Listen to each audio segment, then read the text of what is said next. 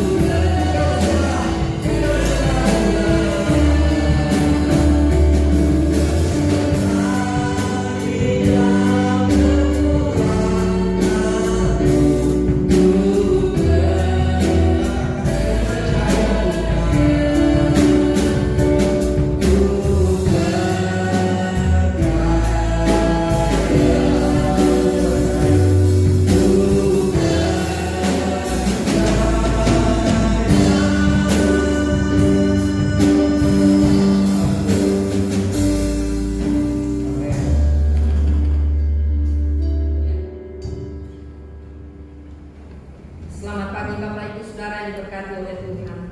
Kembali kita akan dengarkan suara Tuhan melalui pembacaan di dalam Injil Matius pasal 16. Injil Matius pasal 16 ayatnya yang ke-21 hingga ayatnya yang ke-28. Injil Matius 16 ayat 21 hingga 28, demikian firman Tuhan. Pemberitahuan pertama tentang penderitaan Yesus dan syarat-syarat mengikut Dia. Sejak waktu itu Yesus mulai menyatakan kepada murid-muridnya bahwa Ia harus pergi ke Yerusalem dan menanggung banyak penderitaan dari pihak tua-tua, imam-imam, kepala, dan ahli-ahli Taurat, lalu dibunuh dan dibangkitkan pada hari yang ketiga. Tetapi Petrus menarik Yesus ke samping dan menegur Dia, katanya, "Tuhan, kiranya Allah menjauhkan hal itu. Hal itu sekali-kali takkan menimpa Engkau." Maka Yesus berpaling dan berkata kepada Petrus, "Penyalah iblis, engkau suatu batu sandungan bagiku, sebab engkau bukan memikirkan apa yang dipikirkan Allah, melainkan apa yang dipikirkan manusia." Lalu Yesus berkata kepada murid-muridnya, "Setiap orang yang mau mengikut aku, ia harus menyangkal dirinya, memikul salibnya, dan mengikut aku. Karena barang siapa mau menyelamatkan nyawanya, ia akan kehilangan nyawanya. Tetapi barang siapa kehilangan nyawanya karena aku, ia akan memperolehnya. Apa gunanya seorang memperoleh seluruh dunia tetapi kehilangan nyawanya? Dan apakah yang dapat diberikannya sebagai ganti nyawanya? Sebab Anak Manusia akan datang dalam kemuliaan Bapanya, diiringi malaikat-malaikatnya. Pada waktu itu Ia akan membalas setiap orang menurut perbuatannya. Aku berkata kepadamu, sesungguhnya di antara orang yang hadir di sini, ada yang tidak akan mati sebelum mereka melihat Anak Manusia datang sebagai Raja dalam kerajaannya." Saudaraku yang diberkati oleh Tuhan, latar belakang dari penulisan firman Tuhan yang kita akan renungkan pada pagi hari ini pada ayatnya yang ke-24 dikatakan demikian. Lalu Yesus berkata kepada murid-muridnya, "Setiap orang yang mau mengikut aku, ia harus menyangkal dirinya, memikul salibnya, dan mengikut aku." Ini adalah peringatan Yesus kepada murid-muridnya pada saat itu, karena kita melihat bagaimana Petrus yang semula mengatakan bahwa Yesus adalah Mesias, tetapi pada saat Yesus mulai menyampaikan apa yang akan dialaminya, maka kita melihat Petrus tidak mau menerima kenyataan itu, sehingga dia menarik Yesus, dan kita melihat Yesus menegur dia dengan begitu keras, dikatakan, "Enyalah iblis, engkau melakukan semua ini bukan karena engkau memikirkan apa yang Allah pikirkan, tetapi engkau memikirkan kepentinganmu diri sendirimu, kepentinganmu sebagai manusia." Dan saudaraku, Tuhan Yesus mengingatkan untuk Petrus tidak menghalang-halangi rencana Allah yang akan dilakukan oleh Yesus, di mana dia harus mati di kayu salib. Dan pagi ini firman Tuhan saya beri judul karakter mengikut Yesus. Yang pertama, sebagai murid Yesus, karakter apa yang Tuhan kehendaki dari hidup kita? Pada ayatnya yang ke-24 tadi dikatakan, lalu Yesus berkata kepada murid-muridnya, "Setiap orang yang mau mengikut aku, ia harus menyangkal dirinya." Yang pertama, karakter supaya kita layak untuk menjadi murid Yesus, mengikut Yesus, maka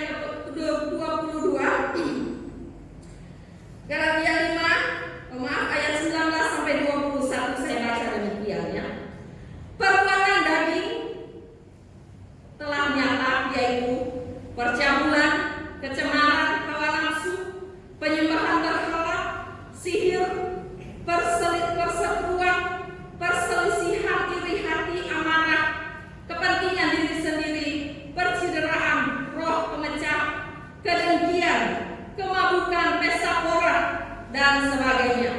Terhadap semuanya itu, ku peringatkan kamu, seperti yang telah kubuat dahulu, bahwa barang siapa melakukan hal-hal yang demikian, ia tidak akan mendapat bagian dalam kerajaan Allah. Jadi kenapa kita harus menyangkal diri, menyangkal kedagingan kita, supaya kita layak di dalam kerajaan Allah? Karena tujuan hidup kita adalah kerajaan Allah.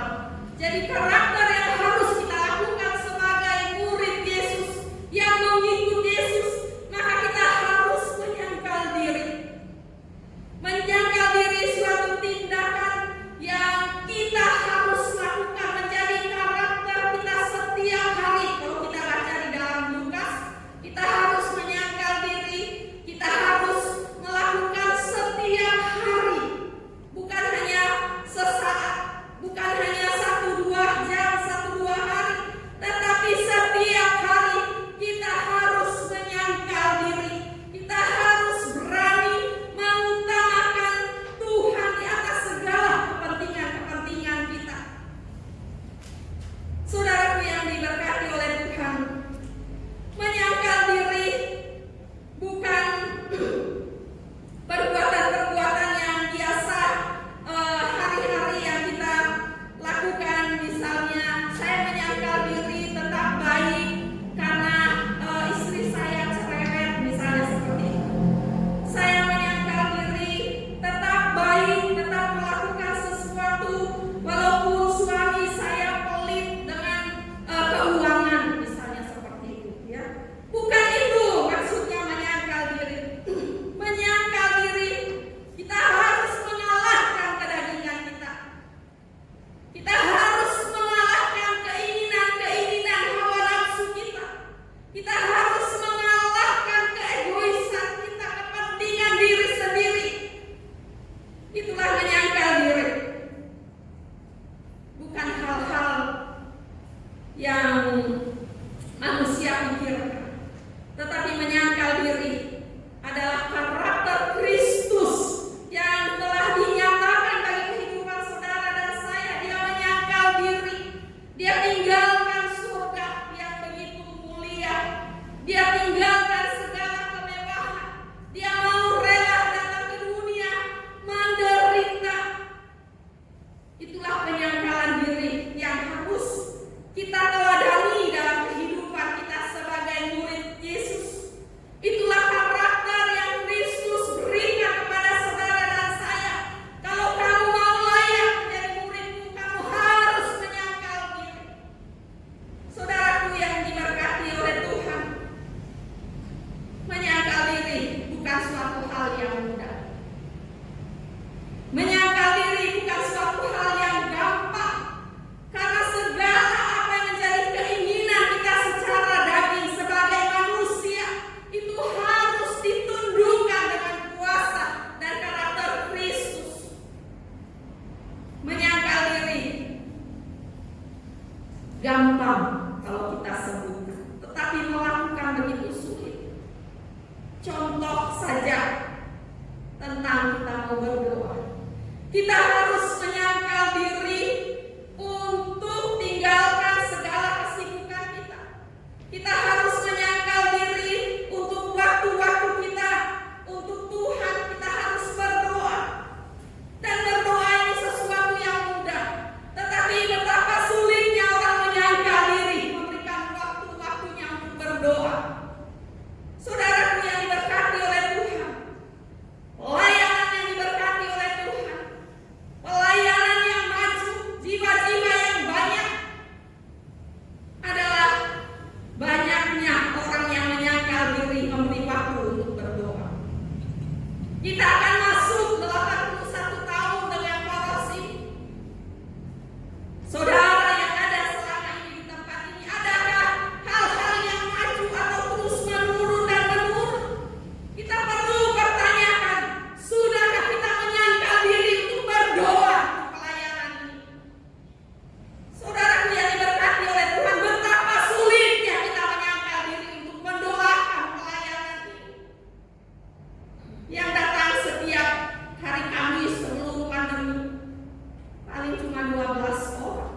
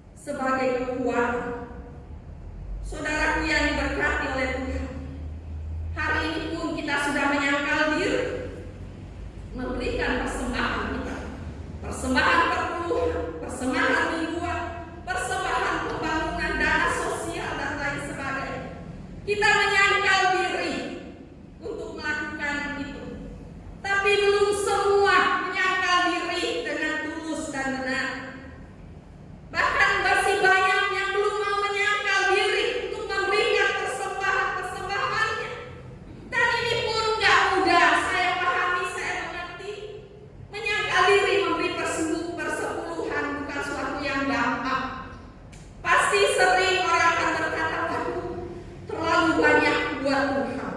Ya, 10%. Jadi kadang kami suka bergurau ya. Kalau 10% banyak, kita hitung aduh banyak sekali. Kalau begitu kita mau berikan sisanya. Mana yang lebih banyak? 10% buat kita, sisanya buat Tuhan. Kita balik seperti itu. Ya, pasti lebih banyak. Kita akan keberatan kalau sisanya. Gaji kita 5 juta, 10%, waduh, terlalu besar 500.000. Ya banyak orang mengeluh. Kalau begitu kita balik, sisanya buat Tuhan. Kita pasti keberatan. Saudaraku, memberi perpuluhan itu perlu penyangkalan diri. Kami pun hamba-hamba Tuhan perlu menyangkal diri untuk memberi itu. Pengalaman-pengalaman untuk memberikan perpuluhan itu bukan suatu yang gampang, bukan suatu yang mudah, tetapi perlu penyangkalan diri. Anak-anak saya ajar supaya mereka memberi.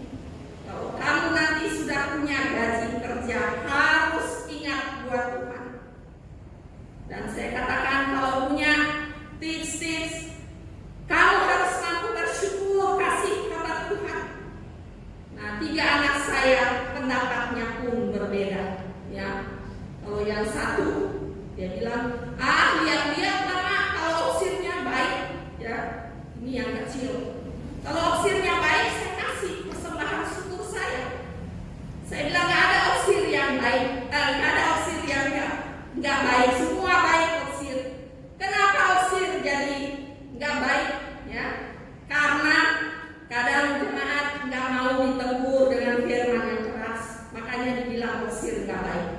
Jadi 3 orang anak saya pendapatnya lain. Kalau yang tengah diam aja, ya, tapi dia melakukan. Jadi 3 anak ini berbeda. Yang satu suka berdoa, yang satu suka baca firman.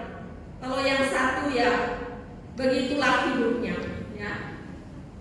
Ya, gitu. Tapi kalau ada hari-hari ibadah, dia rajin ibadah, senang beribadah. Jadi kalau dikata saya tanya, kamu masih baca Alkitab? Dia diam saja, gitu ya. Tapi yang besar suka memberi, suka ngasih orang lain. Jadi saya belajar dari 3 ini, ya. Hidup di tengah berjemaat, apalagi masing-masing punya karakter hidup, ya. Jadi saudaraku yang berkati oleh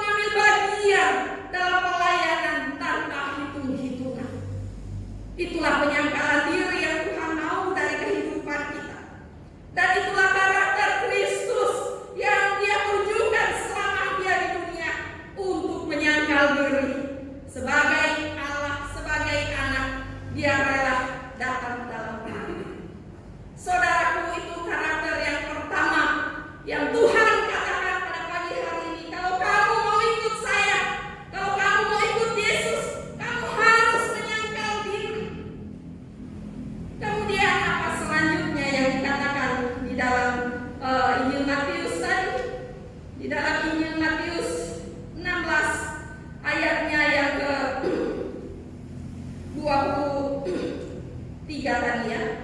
Apalagi yang dikatakan oleh Tuhan Yesus sebagai karakter kita mengikut Dia pada ayatnya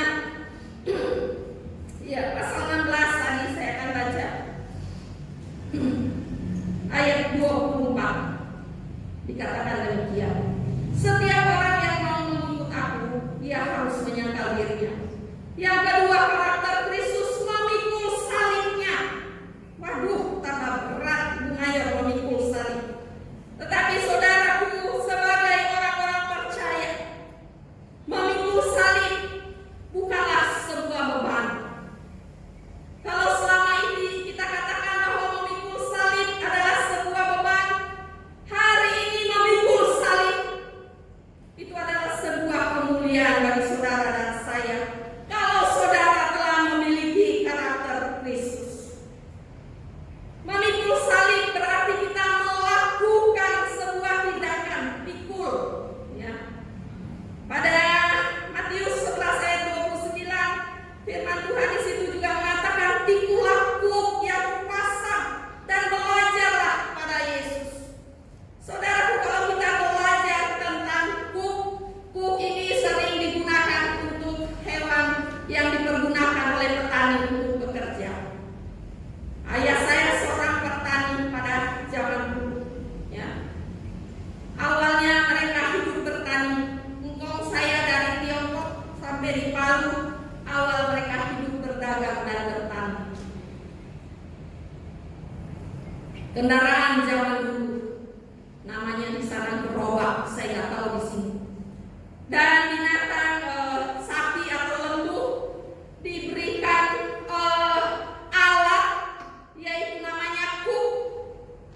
Sebenarnya bukan beban bagi binatang ini karena dibuat sedemikian rupa dari kayu dan itu ringan ya karena sudah dijemur sekian lama dan kayu ini menjadi ringan. Jadi bukan beban buat lembu sapi ini, tetapi kuk justru dipakai oleh petani untuk mempersatukan 2 ekor hewan supaya mereka bisa bekerja bersama-sama, berjalan bersama-sama. Jadi kuk bukanlah beban, tapi sebuah alat yang dipakai oleh petani. Pada saat dia akan membajak, maka dia akan mengambil 2 ekor hewan sapi atau lembu, dipasangkan kuk supaya kedua hewan ini bisa berjalan bersama-sama untuk bekerja dan juga akan menjadi ringan. Kuk dipasang untuk hewan pada saat dia akan membawa beban.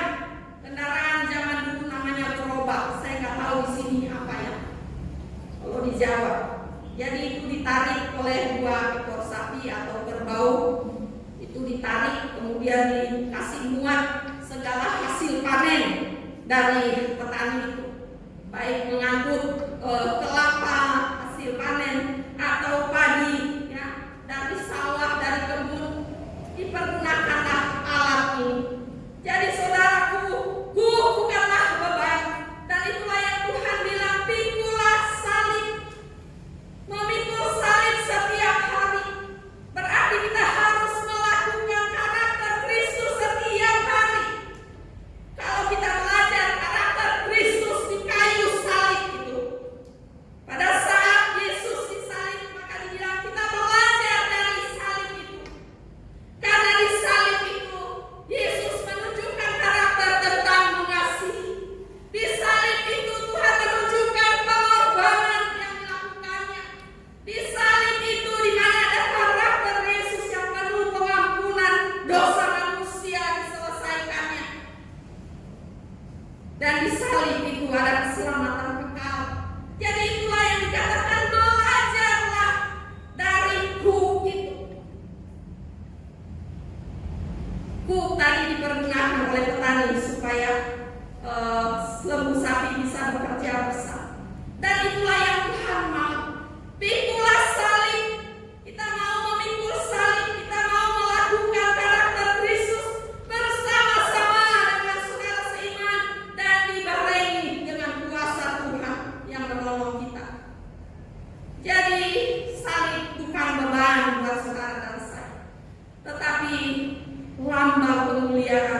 di mana disitulah Yesus Kristus mencurahkan darahnya yang suci itu untuk menyelamatkan saudara dan saya. Jadi belajar apa yang Yesus lakukan di salib itu. Bukan kita melihat waktu Yesus pikul salib sampai terjatuh, bukan. Tetapi karakter yang Yesus tunjukkan pada salib itu, dia mengampuni orang-orang yang jahat. Dia mengampuni orang-orang yang menghujat dia. Dia mengasihi mereka. Bahkan dia bilang kepada Bapaknya, ampunilah mereka sebab mereka tidak tahu apa yang diperbuat. Saudaraku yang diberkati oleh Tuhan, salib, memikul salib setiap hari adalah melakukan kehendak Allah atau karakter Kristus dalam kehidupan kita. Karakter Kristus yang dipesankan kepada kita adalah mengasihi sesama. Mengasihi sesama bukan hal yang mudah. Mengasihi orang-orang dekat yang mungkin mengecewakan kita bukan hal yang gampang. Tapi kita harus memikulnya, kita harus melakukan setiap hari, di mana kita harus menunjukkan karakter Kristus, mengampuni.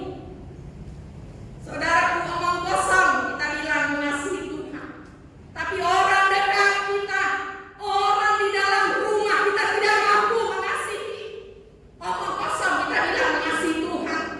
Kita harus memulai dari orang-orang dekat kita untuk mengasihi. Karena kalau kita mengasihi di luar yang dilihat oleh banyak orang, itu namanya pencitraan, supaya kita dipuji, baik sekali orang itu, ya. Tapi di rumah kasih kita bobrok. Orang yang dekat dengan kita tidak mampu mengasihi. Jadi omong kosong kita bilang mengasihi Tuhan. Omong kosong kita bilang kita memikul salib, melakukan setiap hari. Kalau orang yang dekat di depan mata kita tidak mampu mengasihi. Dan itu yang Tuhan mau. Memikul salib berarti melakukan karakter Kristus dalam kehidupan kita. Dan kita belajar setiap hari. Karena itu yang Tuhan mau dari kehidupan kita. Ada kebersamaan. Melalui salib itu kita disatukan berjalan bersama-sama. Baik secara rumah tangga, baik secara beribadah di tempat ini, di luar, dimanapun kita ada. Mari kita selalu melakukan karakter Kristus di tengah-tengah kehidupan kita. Banyak kali kita memahami memikul salib pada saat mungkin kita punya penyakit yang menanggung. Oh, ini salib saya, Pak Pendeta. Oh, ini salib saya, Ibu Mayor, Ibu Kapten. Saya sakit sekian tahun. Saudaraku, itu bukan salib, ya. Itu adalah konsekuensi atau akibat dari kehidupan kita yang gak hidup menurut aturan-aturan kesehatan. Kita makan berlebihan, sudah kita tahu makan makanan yang berlebihan, yang banyak lemak, maka itu akan menjadi suatu penyakit. Jadi saudaraku, salib bukan saat kita bertentangan dengan mertua misalnya. Kita gak cocok sama mantu. Oh, ini salib saya, bukan salib. Tapi itu adalah konsekuensi dari sebuah tindakan kita. Tapi salib yang sebenarnya adalah sesuatu yang kita lakukan buat Tuhan. Menyangkal diri, menyampaikan berita firman, menyampaikan Injil, kita disesat, kita diejek, kita dihina, kita dibunuh bahkan. Itulah penyangkalan diri yang sebenarnya. Jadi kalau kita mengalami hari-hari masalah hidup, pengalaman hidup, itu adalah konsekuensi dari tindakan kita yang kita melakukan dengan tidak tertib. Saudaraku yang diberkati oleh Tuhan, memikul salib kita harus rela menderita demi Kristus. Teladan yang dilakukan oleh Paulus buat saudara dan saya sangat jelas. Itulah namanya memikul salib setiap hari. Bukan saat kita susah, oh saya pikul salib, ya, bukan.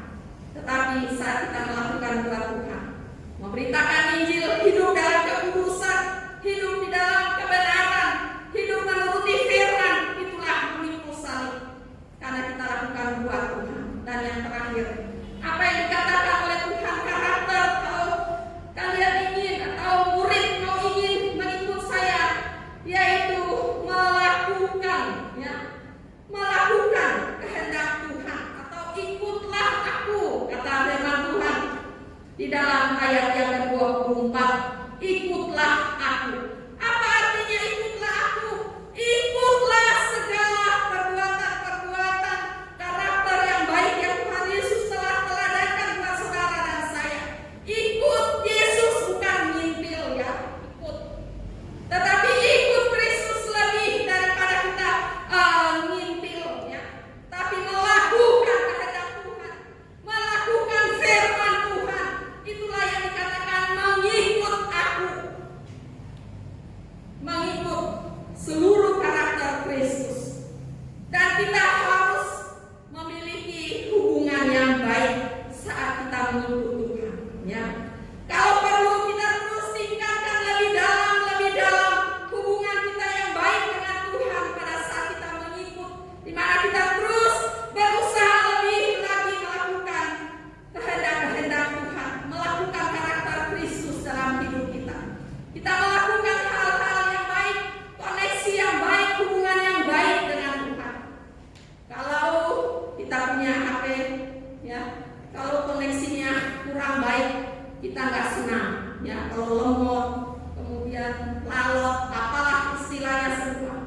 Kalau saat ini hubunganmu, koneksimu dengan Tuhan masih 2G ya, atau 3G, atau 4G ya, atau 5G, mari kita lebih tingkatkan menjadi 10G ya. Kita kalahkan apa yang menjadi yang dibuat oleh manusia di dunia. Saudaraku, kita harus meningkatkan kedekatan kita dengan mengikut Tuhan, dan kita mau melakukan dengan penuh sukacita. Walaupun hari-hari ini pemerintah memberikan kita aturan untuk jaga jarak, tetapi bagi Tuhan kita tidak jaga jarak. Kita terus mau hidup lebih dekat, lebih dalam dan lebih dalam, untuk kita mengalami janji berkat Tuhan tadi di dalam Galatia, di mana kita telah menyangkal diri, maka kita akan ada di dalam surga yang kekal, karena kita telah meninggalkan kesenangan-kesenangan daging kita. Dan akhirnya di dalam Kolose 3 ayat 23 dikatakan, apapun juga yang kamu perbuat, perbuatlah dengan segenap hatimu seperti untuk Tuhan dan bukan untuk manusia. Kalau engkau menyangkal diri, engkau memikul salib, mengikut Tuhan, lakukanlah karena saudara mengasihi Tuhan dalam hidup ini. Kiranya Tuhan memberkati kita sekalian. Amin. Baik, Bapak Ibu sudah diberkati oleh Tuhan.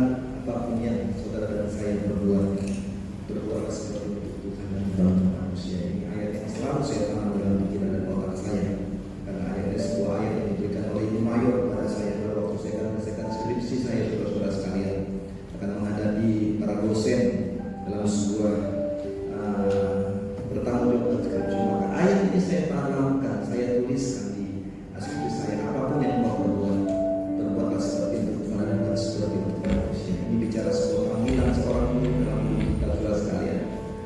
Hari ini saya nggak tahu saudara dengan apa. Artinya bilang bahwa itu harusnya dengan mobil, kan maksudnya ya, dengan segala beban dan pergumulanmu, saya nggak tahu. Harapanmu saya nggak tahu apa hari ini. Apa yang kau sedang gumuli, saya nggak tahu. Tapi saya mau bilang ini bahwa Amsal bilang bahwa mata Tuhan ada di mana-mana. Itu artinya memberikan penegasan penting bagi kita bahwa Tuhan selalu memperhatikan setiap murid-muridnya. Kalau saudara dan saya percaya bahwa kita adalah murid Tuhan, kita murid Yesus, maka mata Tuhan ada pada kita. Amin. Dan itu yang Tuhan lakukan bagi murid-murid pada waktu zamannya. Dia tidak membiarkan murid-muridnya terbelah. Dia tidak mungkin membiarkan murid menjadi dipermalukan, kecuali muridnya mempermalukan dirinya sendiri.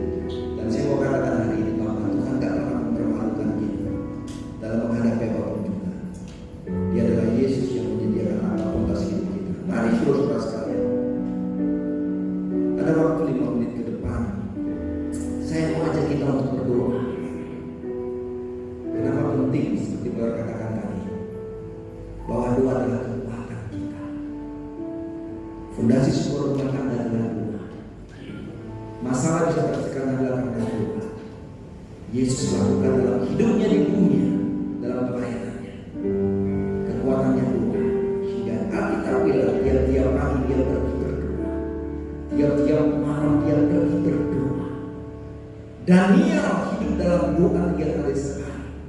Sehingga singa pun gak bisa mengambilnya dan memakannya. Dan hari saya mengatakan bahwa jangan pernah malu berdoa. Jangan pernah katakan udah enak Tuhan, udah datang di bangkuan Tuhan. Saudara perlu tiap-tiap hari datang kepada Tuhan, datang di bangkuan Tuhan. Karena tiap-tiap hari kita hidup dengan tantangan dan pergumulan. Tapi waktu kita bertanya bersyukur kepada Tuhan, lebih daripada banyak kita pinta, maka Tuhan berikan bagi saudara dan saya. Mari saudara-saudara kita ganti pujian ini. Kalau saudara mau datang berdoa hari ini, lakukan itu.